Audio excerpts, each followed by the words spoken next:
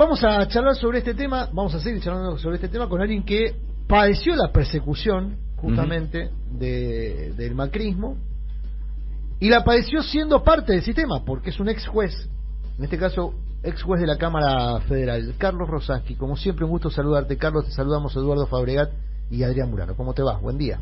Hola, buen día. ¿Cómo están ustedes? Buen día. Bien, buen día. Bueno, acá planteando un escenario a futuro, un escenario político en principio, que es el desafío institucional que, a nuestro modo de ver, representa la decisión que tomó ayer la Corte en un contexto regional donde el Poder Judicial tiene una relevancia para la estabilidad o la inestabilidad política y de los gobiernos muy significativo. Pero es una evaluación política. Primero te pregunto a vos, ¿cómo lo evaluás? ¿Cómo evaluás lo que resolvió hacer la Corte? Es una tragedia porque verdaderamente ya lo hecho es una tragedia, más allá de cómo resuelvan la cuestión de fondo, porque se habla mucho de que lo importante es la cuestión de fondo. No, lo importante es que ya ellos han hecho un desastre ayer por el efecto que tiene el per saltum como tal. Es decir, ellos lo que hicieron fue suspender ayer una decisión del Consejo de la Magistratura que generó una decisión del Senado, que generó un decreto presidencial, que generó un pronunciamiento de la Cámara de Casación Federal. No sé si se entiende, locura total. Me parece un hecho gravísimo desde todo punto de vista y que, bueno, habrá que estudiar seriamente la conducta a seguir con los jueces de la Corte. Yo creo que están para un juicio político y lo digo con conocimiento de causa. A tu modo de ver, Carlos, entonces la Corte está para un juicio político. Sí, pero te agrego algo sobre eso. La Corte abre el per saltum en base a la gravedad institucional, que es lo que presupone el per saltum. Vos no podés abrir un per saltum saltando instancias en una democracia si no existe eso que la propia ley dice que es la gravedad institucional. Y entonces yo repito, si interviene el Consejo de la Magistratura de manera completamente constitucional, el Senado se pronuncia, el Presidente de la Nación emite un decreto y la Cámara de Casación Federal de la Nación saca una resolución en consecuencia, toda esa cadena que es absolutamente legal y en plena democracia no puede ser descalificada suspendiendo la medida inicial bajo el nombre de gravedad institucional. No la hay. Esa es la razón de la responsabilidad de los jueces de la Corte. Que quede claro, la razón es porque no hay gravedad institucional, como ellos dicen. Carlos, estamos en comunicación con Carlos Rosaschi, ex juez de la Cámara Federal. Ayer mucho militante del gobierno se entusiasmó con la siguiente idea, y te la transmito, que fue la siguiente. Bueno, si la Corte termina resolviendo en favor de Bruglia, Castelli y Bertuzzi, va a terminar habilitando al gobierno que pueda desplazar jueces a discreción, a gusto y voluntad. Consultando sobre esto me explicaron que no, que justamente antes de irse el gobierno de Macri limitó o impulsó la limitación muy rigurosa de los traslados, de modo que esto que hizo Macri por decreto hoy no se podría hacer más allá de lo que resuelva la Corte. Pero te pregunto a vos, que sos parte o integraste ese sistema y que obviamente tenés mucho más manejo del tema, esta percepción que tienen muchos militantes de que en definitiva si la Corte resuelve en favor de los jueces, habilita a que un gobierno pueda manejar la discreción, más allá de que no sería lo deseable, ¿es así o es incorrecta esa percepción? No, es solo teórica. Te recuerdo un chiste viejo de que le pregunta a un abogado cuánto es 2 más 2 y dice cuánto quiere que sea. Claro. Claro. Esta es la misma historia, es decir, si esto lo hace Macri está bien para la derecha, claro. y si eventualmente lo hiciera Alberto estaría mal. Así que o sea, por pensar eso. Traduciendo, si Macri lo hace por decreto simple como lo hizo, se lo van a justificar. Si lo hace Alberto, se va a judicializar y habrá un juez que diga no, esto no cumple con el reglamento de traslados. Sin ninguna duda. Bueno, esa es la actividad. Esa es la actividad de la derecha. Claro. Carlos, vos padeciste la persecución de la mesa judicial macrista, lo has contado muchas veces. Ya yendo a la cuestión de fondo, ¿es posible, y en tal caso cómo, desmontar un sistema que uno imagina que está súper galvanizado, digamos, que está ahí y bueno, de hecho no se le ha podido mover prácticamente la estantería en estos 9 meses de gobierno, ¿no? Sí, es posible, pero es dificilísimo. Primero porque lleva siglos, ¿no? O sea, la Corte no se volvió reaccionaria hoy, el Poder Judicial tampoco. Y hay una historia aristocrática y de pertenencia de clase y de pertenencia ideológica que marcó todos estos años. Por supuesto que depende del contexto político, van a actuar de una manera o de otra. Vos imaginate, esta Corte tiene 3 miembros que votaron un 2-1, por ejemplo. Tiene 2 jueces que el presidente los metió por decreto, aunque después no tuvo éxito. Pero la realidad es que la posibilidad de modificar esto que vos decís, primero requiere una evaluación muy seria de cuál es el nivel de podredumbre que hay en el Poder Judicial. A mi entender, el nivel de podredumbre no se resuelve con una ley pequeña de comienzo de modificación, como todos apoyamos, la mayoría apoyamos hace un par de meses. Hoy ya la situación es mucho más profunda. Hoy quedó a la vista que la Corte está desafiando el sistema democrático, la Corte está actuando en sintonía con toda la línea, y yo te diría, destituyente desde cierto punto de vista, pero para usar una palabra más moderna que usa Patricia Bullrich, sustituyente. Empecemos a preocuparnos por eso, ¿no es cierto? O sea, yo te diría, si Patricia Bullrich, Elisa Carrió, Mario Negri, etcétera, están felices con el fallo de ayer, estamos en serio problemas. Claro. Bueno, recordábamos que la vez anterior que se usó el per saltum fue para voltear la reforma judicial, que entre otras cosas permitía la elección popular de los integrantes del Consejo de la Magistratura. ¿Crees que esa podría ser una forma, digamos, de empezar a modificar la cuestión de fondo del sistema judicial? Es decir, que se democratice el Poder Judicial. Sí, es imprescindible. El tema es cómo se hace. Lo que vos mencionás, que es tal cual, era un hecho revolucionario en esa ley, porque lo que hacía era voto popular de las 3 corporaciones de las que están integrando el Consejo, en este caso jueces, abogados y académicos. Los 3 iban a ser elegidos por el voto popular. Esto es lo que molestó a la derecha, que no lo iba a aceptar jamás, porque vos imaginate que esta gente, estamos hablando toda la derecha macrista, la mesa judicial e incluso la propia Corte, el peor enemigo que ellos tienen son los jueces decentes, los consejeros decentes. Ellos son los que sacan a la luz la podredumbre de un sistema. Entonces, si esa podredumbre es de una magnitud que requiere una cirugía mayor, bueno, analicemos, incluso ni siquiera tiene que ser tan mayor. Una ley que amplíe la Corte Suprema te está resolviendo una parte muy importante de este problema. Carlos, como siempre te agradecemos mucho la comunicación en la mañana, siempre sos muy amable con nosotros. Esperemos que la próxima vez que charlemos ya estemos hablando de una reforma, ¿no? Ojalá, o de una situación más feliz. Ojalá, una situación más feliz. Perdón, en relación a eso, Carlos, lo último, perdón, porque dijiste una situación más feliz. En el gobierno hay gente, hay funcionarios que creen que la Corte podría en 15, 20 días resolver en favor de lo que resolvió el Senado, es decir, revocando los traslados. ¿Consideras que eso es posible o después del fallo de ayer lo ves poco probable? No, muy probable. Yo creo que es muy probable porque el objetivo ya lo cumplieron. Ellos han mandado un mensaje mafioso. Ellos han mandado un mensaje claramente mafioso. Ellos están en la teoría de, bueno, a ver, vamos a medir, y no quiero ser maleducado, entonces vamos a medir la vara, a ver quién tiene la vara más grande, ¿ok? Sí. Estás usando la misma figura que usó Eduardo Fabregat hace un ratito, sí, se entiende. Mira. O sea, vienen del mismo, se ve que vienen de la misma formación, sí.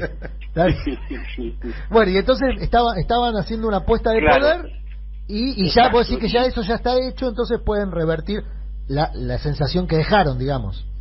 Claro, ahora hay 2 formas de resolver la cuestión de fondo, pero el daño de ayer ya está hecho porque ellos lograron suspender una medida del Consejo de la Magistratura que era completamente legal. Este es el problema central que no se está discutiendo. La Corte ya se mandó la macana, la Corte ya mandó el mensaje mafioso y la sociedad, a través, en este caso, de las instituciones, tiene que dar una respuesta lo suficientemente clara para que la Corte sepa que no puede mandar mensajes mafiosos porque es ilegal. Claro, exactamente. Bien, Carlos, te agradecemos ahora sí mucho esta comunicación, ha sido muy amable. Un abrazo para todos. Carlos Rosansky, ex juez de la Cámara Federal, hombre que juzgó genocidas. Bueno, cuestión que hoy al servicio de qué está la autonomía de la autonomía decisoria de la Corte. al servicio de ellos mismos, puede ser, de fortalecerse, de ponerse en un plano de igualdad con el Poder Ejecutivo y el Poder Legislativo, donde hay personas que fueron electas para ocupar ese cargo. En el Poder Judicial no hay personas electas para ocupar ese cargo. No. La Corte Suprema no lo eligió la gente, no lo elige la sociedad. No. Pero se ponen en un pie de igualdad. Bueno, la Constitución, ponele que les da esa igualdad como parte de los tres poderes del Estado. Se pone más que en un pie de igualdad, se pone en un escalón más arriba. Ahí está, ese es otro punto. Es un pie de igualdad, es un poquito más allá, es una autonomía para fortalecerse y obtener nuevos privilegios, inmunidad, por ejemplo. Insisto yo con este dato, si hubo la persecución política, el uso de la justicia para perseguir opositores durante el macrismo se hizo con la venia de la Corte Suprema. Y se hizo particularmente bajo el cobijo político y judicial de Ricardo Lorenzetti. Ayer yo contaba 2 episodios. Lorenzetti, el juez de la Corte, que hoy es el que maneja políticamente la Corte, más allá de que Rosenkrantz sea el presidente, Lorenzetti fue el que le dio a Irurson las escuchas telefónicas. Armó un negocio ahí, un negocio dicho con mucho también cariño y respeto a quienes lo integran. El negocio donde familiares y entenados de jueces y fiscales, estaba el hijo de Stornelli, el hijo de Irurson, el hijo de no sé quién, manejaban las escuchas que debían depender, que dependían de la Corte. Se la sacaron a la AFI, la pusieron al servicio de la mejor, al amparo de la Corte, y la Corte se lo dio a Irurson. Irurson fue el tipo, protegido por Lorenzetti, sigue siendo camarista, presidente de la Cámara, Sala 1 de la Cámara Federal, que de manera muy exótica decidió que personas que en algún momento fueron funcionarios públicos tenían que ir presos por haber sido funcionarios públicos. Eso decidió Irurson, sigue siendo camarista al amparo de Lorenzetti, sigue siendo el mismo Lorenzetti. Digo esto porque hay gente tentada en el gobierno hoy de decir, no, pero Lorenzetti no está jugando bien. Está jugando con... Bueno, ayer quedó claro que no juega con el gobierno, ¿no? No, y que además el efecto de las jugadas de cuando jugó mal, ponele, el efecto es perdurable. Bueno, tenemos las pruebas a la vista. Hubo gente presa. Claro. No, y es perdurable, digo, y al día de que hoy... muchos de los que están en el gobierno no fueron presos por decisión de Lorenzetti y de Irurson, pero otros sí, ¿eh? Otros que laburaron mucho para que este gobierno sea gobierno, sí estuvieron presos. Sí. Fueron perseguidos o siguen siendo perseguidos por bueno, ya no por la doctrina de Irurson, porque la doctrina de Irurson se cayó, al final del gobierno de Macri, una decisión del Congreso que volteó la doctrina de Irurson. Bueno, digo, ese mismo Lorenzetti, en 15 días, ponele, puede revertir la historia. Porque tienen que fallar sobre la cuestión de fondo. Claro. Pueden decidir que Bruglia, Bertuzzi y Castelli estuvieron mal trasladados y tienen que volver a su, como dictaminó el Senado, tienen que volver a sus tribunales de origen. Yo no veo, estoy especulando, diferencio información de especulación, yo no veo que la Corte, que se expuso al abrazo ayer de la opinión publicada por Clarín, la Embajada de Estados Unidos, no sé, todo el establishment abrazando la decisión de la Corte, la oposición, Carrió, bla, bla, bla, que dentro de 15 días se ponga enfrente de todo eso. Yo no lo veo. Sobre todo con la manera ya casi carnavalesca con la que la tapa de Clarín celebra hoy la decisión que tomaron. Salió a celebrar Carrió, salió a celebrar... Sí, no, y los términos, Clarín. O sea, yo no veo cómo va a ser la Corte si en 15 días toma una decisión que contraría esa celebración de hoy, si se banca esa pelusa. Igual yo dejo abierto, porque digo... Porque con la Corte puede pasar cualquier cosa, que ese es otro problema. Claro. La idea de que los tipos pueden resolver, que se abriera una ventanita de 15 días para negociar cosas. Estamos hablando de, se supone... ¿Puedo decir una barbaridad? Sí. La Corte te la muestra. Sí, claro. ¿No? Y sabemos, los que están escuchando saben a qué me refiero. Te la muestra. Sí. Dice, mirá que yo... Ahora, se supone que esto es una decisión técnica que debe ajustarse a derecho, lo que estamos hablando, ¿eh? Y fíjate, de lo que menos hablamos es de eso. Derecho. Estamos hablando de poder, de privilegio, de política. De rosca. Hay jubilados que están hace años esperando un fallo de la Corte. Años. Jubilados, personas privadas de su libertad, que están esperando fallo de la Corte. Y la Corte tiene guardados esos expedientes durante años. Sí. No le da privilegio de tratamiento como le dio a la situación personal de 3 jueces. Otro hecho también que hay que marcar: para la Corte, la gravedad institucional es que está en juego la situación laboral de 3 jueces. Sí, no, si fuese la situación laboral de un tornero, le chupa huevo. Acá no se está resolviendo una cuestión que pueda afectar la vida de millones de personas porque un fallo determinó X cosa con respecto a otra X cosa que tiene que ver con los ciudadanos de la República Argentina, ¿no? Digo, porque muchas veces la Corte tiene que ponerle fallos con respecto a jubilados, con respecto a recomposiciones de los jubilados, que ha pasado en tiempos recientes. Sino lo que decís vos, acá estos 3 son nuestros, son del cuerpo, hay un espíritu de cuerpo de defender la situación particular de 3 personas. Sí. Y para ello se ponen encima del Poder Legislativo y del Poder Ejecutivo, no igual, encima. Bueno, para hacer un poco de análisis un poquito más sofisticado, digamos, que esta percepción, ayer me puse a averiguar un poco cómo podía seguir la película. Es cierto que en el gobierno creen que la Corte puede terminar fallando en favor de lo que resolvió el Senado, o buscar una variante que se le parezca a eso. El gobierno apostaban a que la Corte iba a dilatar la decisión dando tiempo para que naturalmente los puestos fueran ocupados. Claro. Casación determinara, como ya determinó, y el foro contencioso administrativo, porque ayer pasó algo también que también desde el punto de vista técnico quizás es medio complejo de explicar, pero quien debe resolver la situación, o quien debía hasta ayer resolver la situación de Brugge, Bertuzzi y Castelli, era la Cámara Contencioso Administrativa. Había 2 integrantes y había un voto dividido, o sea, había 2 votos y estaban 50 y 50, unos a favor de concederle el recurso a Castelli, Brugge y Bertuzzi y otro en contra. Ayer se completó la Cámara para desempatar y para que la Cámara Contencioso Administrativa resolviera en las instancias que correspondían, primera instancia, juez natural, segunda instancia. El mismo día que se completa la Cámara Contencioso Administrativa, la Corte toma para sí el caso, lo cual ya no tiene sentido lo que resuelve la Contencioso Administrativa. ¿Pero qué apostaba el gobierno? El gobierno apostaba que la Corte iba a habilitar no iba a habilitar el recurso, iba a enviar el tema, una vez más, a juez natural, a Cámara, y que en todo ese proceso el Senado iba a terminar, el Consejo de la Magistratura primero, y el Senado iba a terminar ocupando los puestos vacantes por la revocatoria de los traslados. Eso es la apuesta del gobierno.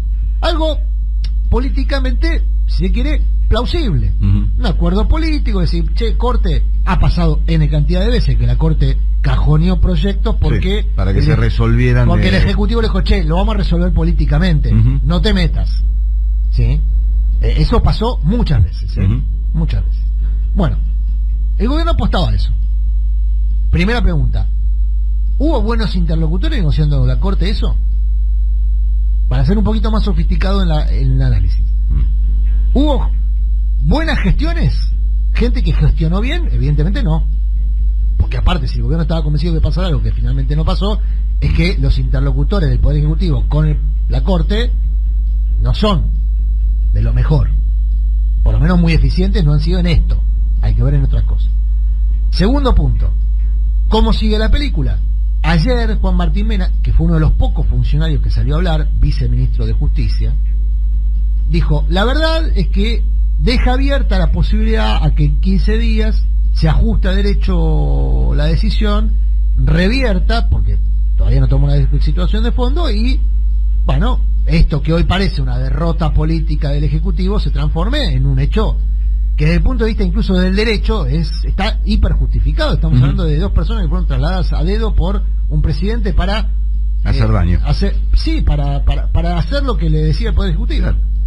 Sí. Bueno, o sea, es evidente que Brugge y Bertuzzi no tienen que estar donde están. Es evidente, digo, incluso para las personas que lo defienden. Pero pensá que, bueno, es una postura política. Ahora, si eso no ocurriese, si en 15 días o 20, ¿por qué estamos dando este plazo? Porque la propia Corte le puso celeridad al proceso. Y ocurre lo que espera la oposición, que es que Brugge y Bertuzzi sean ratificados en la Cámara. Si no hay una solución intermedia, es decir, algo que se parezca un poco a lo que quiere el gobierno, algo que se parezca un poco a lo que pretende la Corte, que es, como bien describías vos, fijar su posición y mostrar su fortaleza política. Bueno, si no ocurre nada de todo eso, ¿qué hay que hacer con la Corte? Porque en el contexto de esta América Latina que tenemos, el Poder Judicial ha sido un factor determinante en los procesos de estabilidad o inestabilidad política. Preguntale a Lula, a Correa.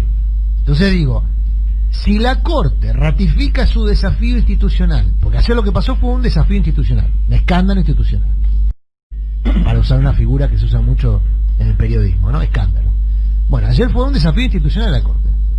¿Qué debe hacer la política, el gobierno que fue elegido para gobernar? ¿Qué debe hacer con esta Corte Suprema que lo desafía? Violentando el derecho o la interpretación del derecho, manipulando el derecho y violentando la división de poderes. ¿Qué debe hacer? Ojo, porque es un tema, ¿eh? Y sí. Si vos lo tomas en el contexto regional, donde el Poder Judicial es un factor determinante para la estabilidad o la inestabilidad política de los gobiernos, yo no me tomaría a la ligera el desafío que hizo ayer la Corte. No me lo tomaría como parte de la rosca política. A mí me encanta la rosca más que dulce de leche, ¿eh? Digo, claramente, pero yo no lo tomaría como parte de la rosca política. Yo vivo en este país, no sé el resto de los países, porque no tengo la experiencia, pero me da la sensación de que en este país, cuando un funcionario judicial de alto rango, juez, se atornilla a su sillón, no hay quien le afloje los tornillos. Es muy difícil. Digo, Stornelli sigue estando en rebeldía, ¿verdad? ¿Cuántos meses? No, Stornelli ya finalmente declaró. ¿Declaró? Sí, pero sigue en funciones. Pero ¿o no sigue? Sí, está en funciones, claro. No. Sí. Yo digo, me pregunto, veo estas cosas. Stornelli, que no es, digamos, un funcionario de altísimo rango. Entonces, si un juez en la Argentina y un Supremo, ni hablar, dice, yo de acá no me muevo, es muy difícil, ¿eh? De verdad. Los jueces tienen estabilidad, obviamente la política tiene los resortes jurídicos para removerlos. Sí, pero están oxidadísimos esos resortes jurídicos. Bueno, hablar. Por eso nosotros siempre decimos, una reforma de la justicia en serio tiene que tocar la Corte Suprema y el Consejo de la Magistratura. Yo te pregunto a vos, nombrame 3 consejos de la magistratura, sin repetir, sin hablar. No, ni sabés. No, por supuesto. Y es un actor de poder determinante, porque por ahí pasa la nominación y la remoción o el enjuiciamiento de los jueces. O sea, el órgano que creó la Constitución para, en tal caso, intermediar entre la política, los órganos políticos, los poderes políticos, legislativo y ejecutivo, y el Poder Judicial, es un órgano tan opaco que la gente no puede ni nombrar quiénes son los integrantes. Mirá la opacidad que tiene. La misma gente que por ahí se deja ganar por la indignación y pide que renuncien todos los legisladores, a quienes conoce mucho más, y que por ahí a veces toman decisiones que no tienen el mismo poder de daño que un juez que no conoces. Bueno, mira, estamos tocando un tema central. Es muy inusual el per saltum, muy inusual. ¿Cuándo fue la última vez, antes que esta, que la Corte, esta misma Corte, no exactamente esta, sino con alguna variante, con 2 miembros menos, digamos, pero más o menos la misma, en su momento decidió un per saltum? No, esa no la estudié, se me mojó la Corte decidió un per saltum antes que esta vez para voltear la reforma judicial de Cristina Fernández. O sea, la última vez, al igual que ahora, que decidió un per saltum cuando afectaron sus intereses. Insisto, vos sos un tornero, tuviste un juicio, tenés un juicio laboral. Estoy exagerando, por favor no me vengan con el detalle, no, los juicios laborales no llegan a la Corte. Bueno, estoy usando una figura. Vos sos un tornero, tenés un juicio laboral, te quedaste sin un dedo, podés estar años esperando a la Corte. Sos juez, fuiste designado por decreto. El Senado, como marca la Constitución, te dice, che, fuiste mal designado, tenés que volver al lugar, ni siquiera te quedas sin laburo. Vas al lugar donde estabas, y la Corte dice, no, esto es gravedad institucional, venga, lo trato yo, violando el principio de juez natural, todo. Bueno, la vez anterior fue con la reforma judicial, que entre otras cosas preveía que los consejeros de la magistratura iban a ser electos por el voto popular y que no necesariamente tenían que venir de la profesión, como le dicen los abogados a su profesión, ¿no? Que no tenían que venir del derecho, como ahora, que podía ser cualquiera, lo cual tiene absoluta lógica, porque lo que hace el Consejo de la Magistratura es, con criterios más o menos rígidos, determinar si una persona está apta o no está apta para ser juez o jueza, y en tal caso si está apta o no está apta para seguir siendo juez o jueza. Eso tiene que hacer el Consejo de la Magistratura. La verdad que no hace falta ser un erudito del derecho. Eso es lo que en su momento incorporó la reforma judicial que impulsó Cristina Fernández, que votó el Congreso y la volteó la Corte Llegar al día Suprema del inicio del juicio no es fácil, porque nosotros nos olvidamos porque acá las cosas pasan rápido. Claro. La Corte Suprema, con Lorenzetti a la cabeza, volteó la reforma judicial que le restaba poder a la Corte Suprema, una ley votada por el Congreso. Claro. Y no hizo lo mismo con la ley de medios, por la movilización popular que hubo en torno a la ley de medios, si no lo hubiese hecho. Al pedo, porque después vino Macri, claro, en 10 minutos la liquidó la ley de medios. Pero digo, hay que tener, insisto, memoria de quiénes son los integrantes de la Corte, qué es lo que hicieron, ver qué es lo que están haciendo y sobre todo proyectar qué significa en términos de desafío institucional para el gobierno convivir con esta gente en este lugar. Sí. Que, insisto, manejan su poder en términos feudales, de un poder que es muy opaco, donde la sociedad es el poder menos democrático de la Argentina. La sociedad no participa prácticamente de la toma de decisiones. Hay representantes de la sociedad, sí, porque hay representantes del poder ejecutivo, del poder legislativo, pero después están los representantes de los abogados, los representantes... ¿Quién los elige? ¿Quién elige el Consejo de la Magistratura?